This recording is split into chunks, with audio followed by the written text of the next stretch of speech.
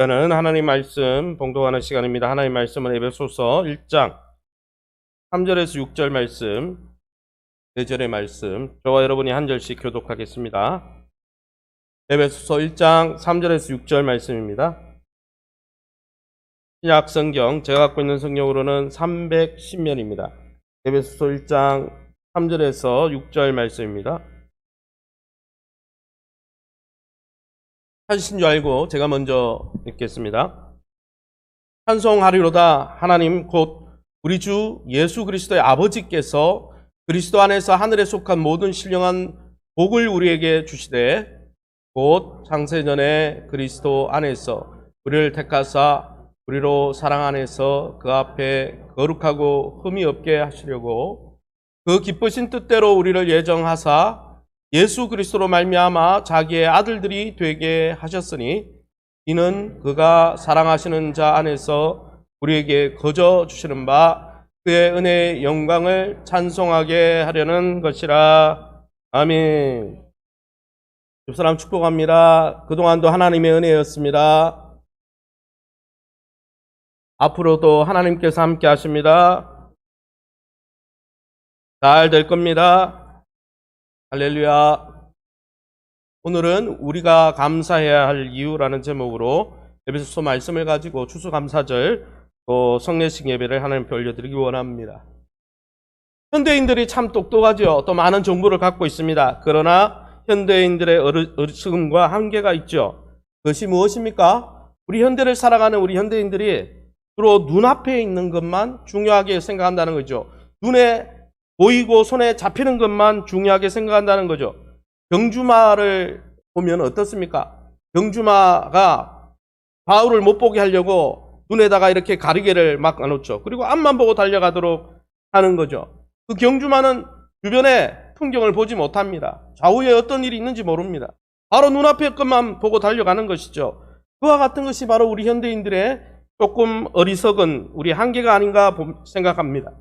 그러나 여러분, 사랑하는 성도 여러분, 눈앞에 보이는 것이 전부가 아니라는 것이죠. 눈앞에 보이는 세상과 눈앞에 보이는 것들은 눈앞에 보이지 않는, 우리 눈에 보이지 않는 세계와 아주 밀접한 관계가 있다는 것입니다. 그것을 인정하든 인정하지 않든 말이죠. 2013년도에 노벨 물리학상을 받은 힉스라는 유명한 교수님이 있습니다. 그분은 무엇을 연구했냐면은 우리가 살아갈 때 우리 사물의 질량이나 무게와 같은데 영향을 주는 입자가 있는데 그 입자가 보이지 않는다는 것이죠. 그래서 그것을 50년 전에 이미 이론화해서 학계에 발표를 했는데 실제로 그런 입자가 있느냐? 안 밝혀지면 노벨 물리학상 못 받죠. 실제로 유럽 입자연구소에서 11조 이상 돈을 들여가지고 연구해가지고 기계를 통해서 어떻습니까? 그 입자를 찾아냈죠. 그래서 지금 요즘 트렌드가 뭐냐?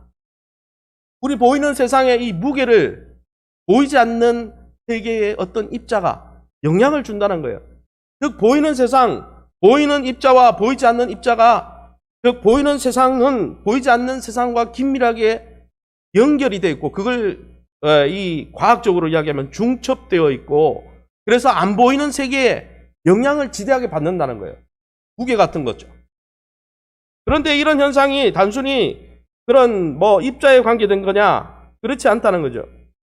최근에 2020년도 노벨 물리학을 학상을 받은 로저 펜로즈라는 영국의 유명한 수학자이자 물리학자가 있습니다. 이 사람의 친구가 이분이 무엇을 연구했냐면은 이분은 우리 눈앞에 보이는 이 몸이 다가 아니라는 거죠. 뭐예요? 우리 몸만 있는 게 아니고 보이지 않는 영혼이 있어서 그 영혼과 육체가 긴밀하게 연결이 돼 있다. 그래서 보이지 않는 영혼이 있다. 이걸 뇌과학적으로 연구하고 접근했습니다. 많은 사람들이 실험을 했죠. 임사체험이라고. 사람이 죽고 나서도 진짜 영혼이 있어서 기억하고 자각하고 생각할까? 만약 육체만 있다면 심정지되고 뇌사 상태에 있는 사람은 아무것도 기억을 하면 안 되죠. 영혼이 없으니까. 그런데 실험을 해봤더니 여러 번 수십 번, 수천만 번 많은 사람이 경험을 하고 깨닫게 된 것은 무엇입니까? 사람이 심정지가 오고 뇌사 상태가 되어서 모든 육체 기능이 다 꺼져도 영혼이 있어서 모든 상황을 인지하고 기억하고 생각하더라는 거예요. 그래서 많은 찬반 논란 가운데 이것이 다 확정이 돼서 란셋이라는 유명한 여러분 의학 논문 잡지에 정식으로 사람이 죽어도 영혼이 있어서 생각하고 지각한다. 박사 논문으로 등록이 되었어요. 그리고 사람이 죽은 이후에도 있는 이 영혼의 존재에 대해서 연구하는 미국의 대학이 100개가 넘습니다. 제가 이야기하려고 하는 건 뭐냐? 보이는 육체가 다가 아니고 보이는 육체는 보이지 않는 영혼과 긴밀하게 연결이 되어 있어서 보이지 않는 영혼의 존재에 영향을 받고 보이지 않는 사물의 몸무게와 질량은 보이지 않는 그 세계의 어떤 존재와 연결이 되어 있어서 영향을 받고 있다는 거예요. 이게 지금 과학과 의학의 트렌드입니다. 다른 말로 하면 요즘 트렌드는 눈앞에 보이는 세상이 다가 아니고 눈앞에 보이는 세상과 물질은 눈앞에 보이지 않는 세상과 보이지 않는 어떤 존재와 아주 긴밀하게 연결이 되어 있고 그 영향을 깊게 받고 있으니 보이는 것만 추구하는 것은 어리석은 것이다. 이것이 요즘 과학자들의 논지입니다. 사랑하는 성도 여러분, 마음이 보입니까? 마음이 안 보이잖아요. 마음은 어떻게 증명할 수 있습니까? 마음은 안 보이는 거예요. 그러나 여러분, 마음이 보이지 않는다고 우리의 마음을 관리하지 않고 내버려 두고 우리의 육체만 관리하고 우리의 마음을 관리하지 않으면 어떻게 됩니까? 마음에 습이 들고 마음에 곰팡이가 피면 그게 그대로 방치하면 우울증이 심각해지면 어떻게 됩니까? 삶을 포기하고 자살하게 됩니다. 우리 육체의 삶에 아주 큰 영향을 미치는 거예요. 마찬가지로 보이지 않는 영적인 문제, 보이지 않는 우리의 영혼의 문제를 관리하지 않고 버려두면 우리의 육체가 결코 형통할 수가 없다라는 것이죠. 그러기에 여러분, 추수감사절 성례주를 맞이해서 우리가 눈앞에 보이는 것에 주목할 뿐 아니라 무엇에 주목하고 무엇을 감사하고 무엇에 우리가 집중해야 되는지 오늘 말씀을 통해서 살펴보고 우리가 우리의 영혼을 또 우리의 보이지 않는 세계를 잘 관리하고 그 영적인 세계를 잘 관리함으로 우리의 육 가운데서도 형통함을 누리시기를 예수님 이름으로 축원합니다. 그러면 여러분, 사도 바울은 무엇을 감사하고 무엇을 주목했습니까? 오늘 성경에 보면 이 3절 말씀에 찬송하리로다, 찬송이란 말은 다른 말로 하면 감사하리로다 이렇게 말할 수 있겠죠. 찬송하리로다, 하나님 곧 우리 주 예수 그리스도의 아버지께서 그리스도 안에서 하늘에 속한 모든 신령한 복을 우리에게 주셨다라고 하고 있습니다. 사도 바울은 무엇을 감사하고 있습니까? 무엇을 찬양하고 있습니까? 무엇에 그의 시선이 맞추어져 있습니까? 세상에서 물질을 많이 갖고 부동산을 많이 갖고 그리고 웰빙의 삶을 살고 거기가 아니었어요. 사도 바울은 무엇을 감사하고 있습니까? 무엇을 찬송하고 있습니까? 왜 하나님 앞에 감사하고 있습니까? 바로 예수님 안에서 하나님께서 하늘에 속한 모든 신령한 복, 신령한 복이 뭡니까? 영적인 복을 허락해 주셨기 때문이라고, 거기에 우리의 주목을 하고 거기에 우리의 시선을 맞춰야 된다고, 그것이 진짜 중요한 복이라고 우리에게 소개해 주는 것입니다. 할렐루야. 사랑하는 성도 여러분, 우리 눈앞에 보이는 것도 중요하지만 눈앞에 보이는 세상이 눈앞에 보이지 않는 영원한 세계와 아주 긴밀하게 연결되어지고 그거에 영향을 받는다면 우리가 신령한 복을 추구해 가야 되지 않겠습니까? 그런데 예수 안에서 하나님께서 이미 믿는 자들에게 하늘에 속한 신령한 복을 주셨기 때문에 우리는 감사하고 찬송해야 한다는 것입니다. 할렐루야. 이 영적인 복을 놓치지 않고 굳게 붙드시고 날마다 이 복 때문에 감사하고 찬송할 수 있는 저와 여러분 다 될 수 있기를 예수님 이름으로 축원합니다. 그러면 목사님, 그 신령한 복, 영적인 복은 도대체 뭡니까? 우리 이 땅에 사는 동안 우리 육신의 삶에도 영향을 주는 그 영적인 세계, 영적인 복은 뭡니까? 첫 번째 그 영적인 복은, 예수 안에 있는 이 영적인 복은 그리스도 안에서 하나님께서 우리를 사랑하기 위해서 선택하셨다는 것입니다. 1장 4절 말씀 우리 한 목소리로 읽어봅니다. 곧 창세전에 그리스도 안에서 우리를 택하사 우리로 사랑 안에서 그 앞에 거룩하고 흠이 없게 하시려고. 아멘. 이 성경에 보면 우리가 태어나기도 전에, 우리의 형질이 만들어지기도 전에 예수 안에서 우리를 선택하셨다는 거예요. 왜 선택하셨습니까? 다른 성경에 보니까 우리를 사랑하기 위해서라는 거예요. 할렐루야. 여러분, 하나님은 계획이 있습니다. 어떤 계획이 있습니까? 우리를 영원토록 사랑하기 위한 계획이 있다는 것입니다. 하나님은 우리를 예수 그리스도 안에서 생명을 주시고 생명이 넘치도록 부으시고 사랑이 넘치도록 우리를 사랑해 주기 위해서 우리를 선택하신다는 것입니다. 세상에 살아보세요. 세상의 사랑이 어떻습니까? 세상 사람들의 인정은 어떻습니까? 그럴싸한 조건이 있으면 인정해주고 사랑해줍니다. 그러나 그 조건이 사라지면요, 버려요. 세상에는 여러분, 이용할 가치가 있거나 이용할 이유가 있으면 주변에 와서 막 달라붙고 막 당신 좋다 그러고 이렇게 이야기합니다. 그런데 그 이용 가치가 사라지면요, 버리는 것이 세상. 그러나 사랑하는 성도 여러분, 하나님은 우리에게 하나님이 사랑할 만한 그럴싸한 조건이 있기 때문에 사랑하시는 것도 아니고 우리에게 이용할 만한 가치가 있기 때문에 사랑하시는 것이 아니라 하나님께서 그분의 형상대로 우리를 지으신 그 존재 자체 때문에, 우리 존재 자체 때문에 하나님이 영원토록 너를 사랑하겠다 다짐하셨다는 것입니다. 할렐루야! 이 사랑의 복이 영적으로 우리가 누리는 신령한 복이라는 것입니다. 세상에 누가 이런 사랑을 줍니까? 세상에 누가, 우리 스스로는 그런 이야기를 하죠. 내 있는 존재 자체만으로는 누군가 나를 사랑해 줬으면 좋겠다. 그런데 세상에 찾아다녀 보세요.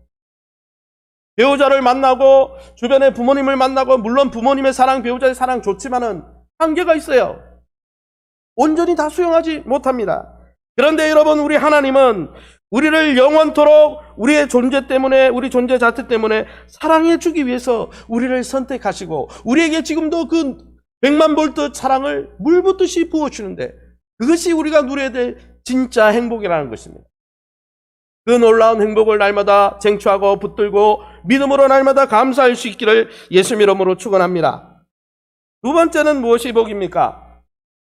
두 번째, 예수 안에 있는 이 영적인 복은 우리의 흠과 허물이 있음에도 불구하고 하나님께서 예수 그리스도 그 아들의 피로 씻어서 덮어주시고 용서해 주시고 용납해 주시고 다시 기회를 주시는 복입니다. 할렐루야. 에베소서 1장 4절 7절 말씀 우리 한 목소리로 읽어보겠습니다. 곧 창세전에 그리스도 안에서 우리를 택하사 우리를 사랑 안에서 그 앞에 거룩하고 흠이 없게 하시려고. 7절입니다. 우리는 그리스도 안에서 그의 은혜의 풍성함을 따라 그의 피로 말미암아 속량 곧 죄사함을 받았느니라. 아멘. 사랑하는 성도 여러분, 하나님은 우리를 사랑하시기 위해서 선택하시고 우리에게 생명이 넘치도록 축복하시기 위해서 우리를 선택하셨습니다. 할렐루야. 그런데 문제가 생겼다는 것이죠. 그 문제가 뭡니까? 우리의 삶 속에 흠과 티와 연약함과 심지어 하나님을 거부하는 우리의 죄성이 가득히 있다는 거예요. 여러분, 세상에 나가보면 허물과 흠과 약점이 있으면 처음에는 받아줄 듯 보이지만 내 연약함을 세상 나가가지고 기업에 채용할 때나 면접 볼 때나 다 드러내놓고 이야기하면 채용해 줍니까? 허물과 흠과 있는 존재는 세상에 어느도 누구도 받아주지 않습니다. 또 내 안에 큰 허물과 약점이 있으면 내 스스로도 내 모습을 받아들이기가 힘듭니다. 어렵습니다. 자기를 수용하기도 힘들어요. 게다가 그런 흠과 약점과 연약함이 있으면 사람들 앞에 나서기도 힘들고 어렵지요. 그러나 여러분, 사랑하는 성도 여러분, 예수 그리스도 안에서 하나님께서 우리의 연약함과 반역과 고집과 아집과 반사활성과 공격성에도 불구하고 우리의 허물이 있음에도 불구하고 예수 십자가, 예수의 보혈을 통해서 그 허물을 다 받아주시고 용서해 주시고 그런 우리를 영접해 주시고 우리를 새롭게 해주신다는 것입니다. 우리의 영혼의 때, 목사님 죄가 뭡니까? 허물이 뭡니까? 여러분 육신의 때가 뭡니까? 여러분의 와이셔츠가 시커매지면 어떻게 깨끗하게 합니까? 하이타이, 슈퍼타이, 무슨 여러분의 생각하는 그런 세제를 풀어가지고 물로 씻으면 깨끗해지죠. 그러나 여러분, 우리의 인격 깊숙이, 마음 깊숙이, 영혼 깊숙이 찌들어 있는 영혼의 때, 마음의 때, 그 죄는 어떻게 해결할까요? 그것은 죄 없는 어린 양 대신 예수 그리스도의 보혈 외에는 깨끗하게 할 수가 없다라는 거예요. 주님은 우리의 연약함과 허물을 주님 긍휼히 여겨 주셔서 하나뿐인 독생자를 십자가에 달리게 하심으로 더 이상 죄의 영향을 받지 않도록, 더 이상 죄가 우리의 인격과 삶을 오염시키지 않도록 우리로 하여금 깨끗하게 해주시고 그 더러운 우리를 용납해 주시고 그냥 더러운 채로 내버려 두지 않으시고 새롭게 빚으시고 새롭게 하셔서 더 이상 죄의 노예로 살지 않도록 우리를 세워주신다는 거예요. 할렐루야! 그것이 얼마나 큰 복입니까? 그것이 진짜 복이라는 거예요. 우리의 영혼이 병들지 않도록, 우리의 마음이 병들지 않도록 주님이 우리를 새롭게 하시니 우리의 육체도 잘 될 수밖에 없는 것이. 할렐루야! 세 번째는 어떤 복입니까?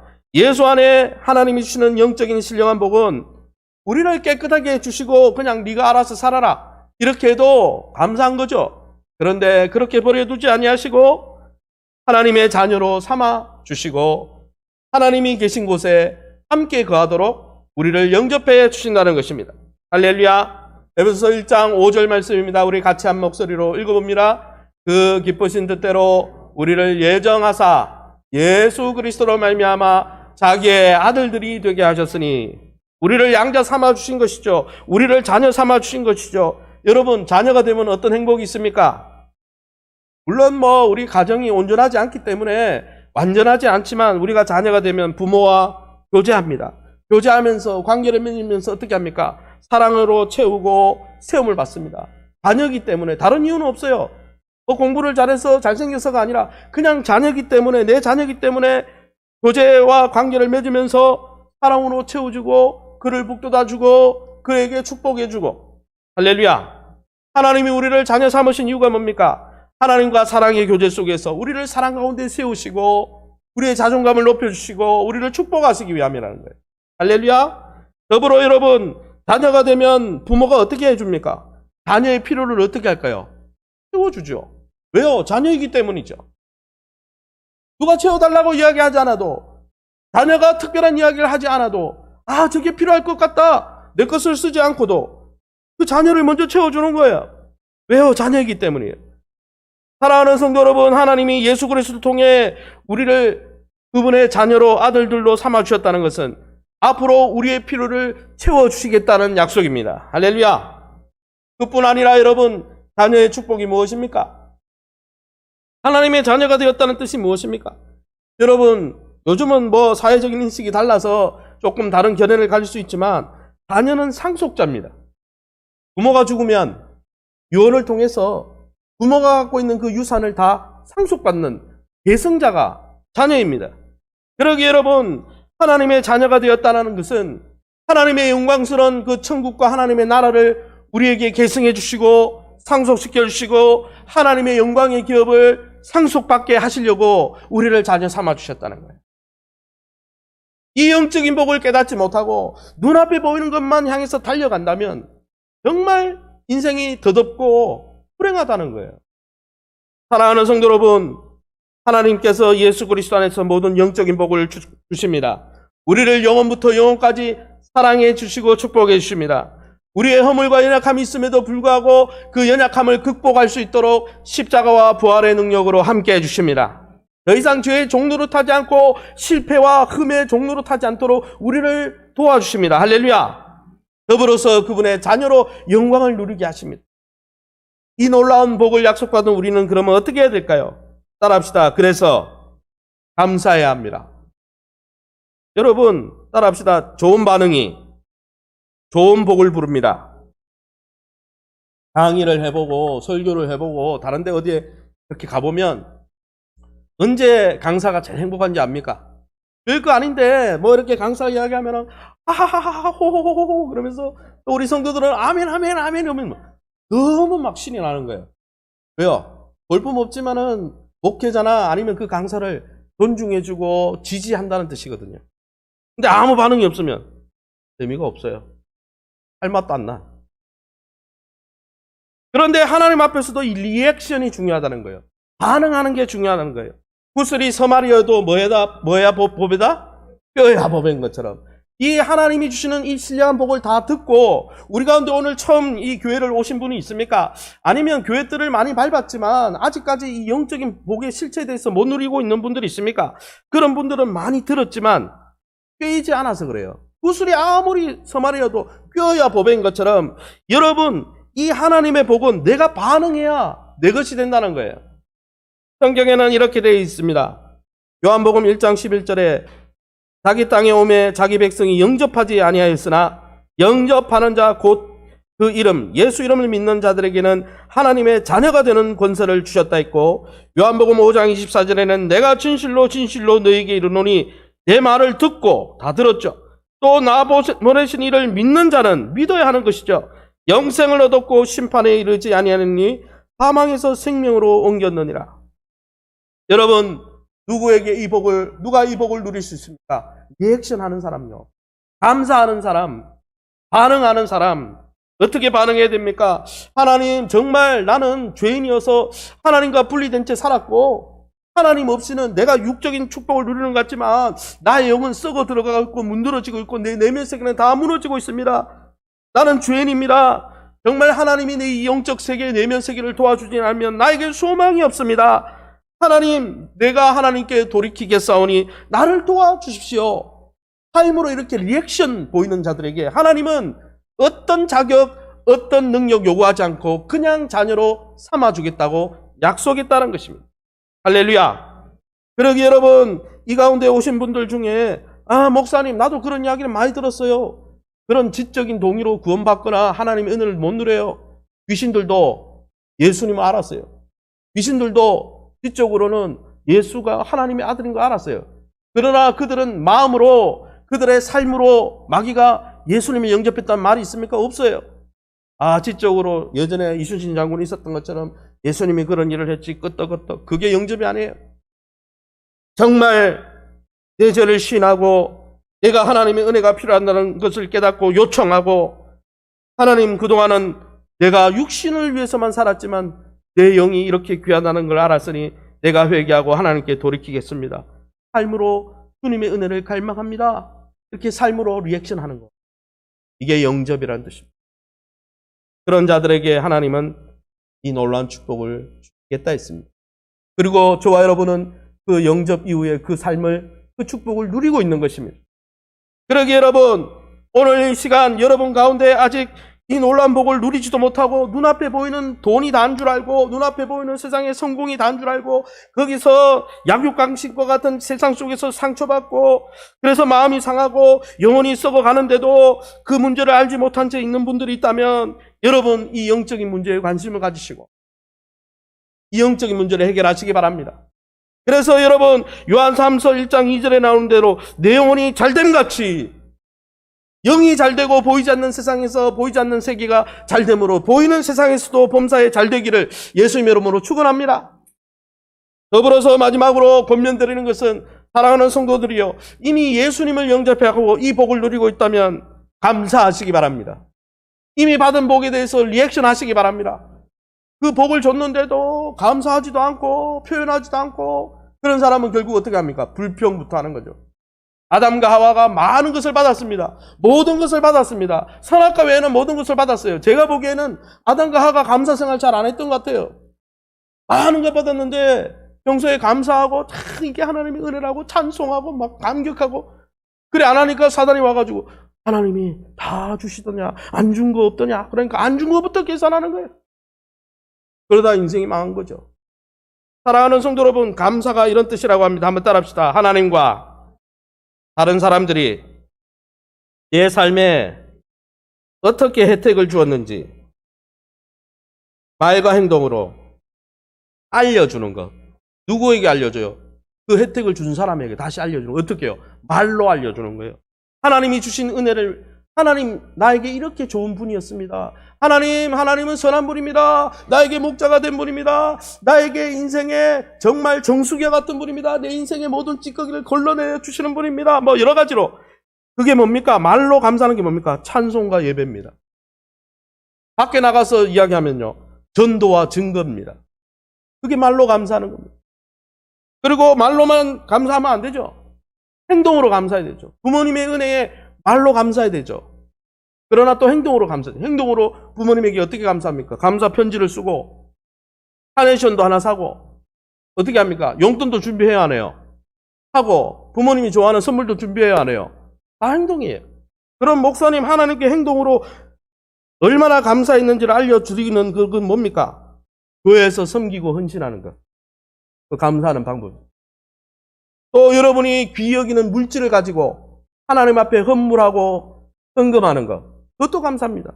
여러분이 정말 사랑하는 사람이 있으면 여러분의 귀한 재정을 털어서 그 사람을 위해서 식사를 대접하고 그 사람을 위해서 물질을 공개하지 않습니까? 마찬가지로 여러분 하나님이 여러분에게 정말 고귀한 분이고 하나님이 주신 은혜가 정말 감사하다면 몸으로 봉사하고 물질로 헌신하는 것 당연한 것입니다. 할렐루야.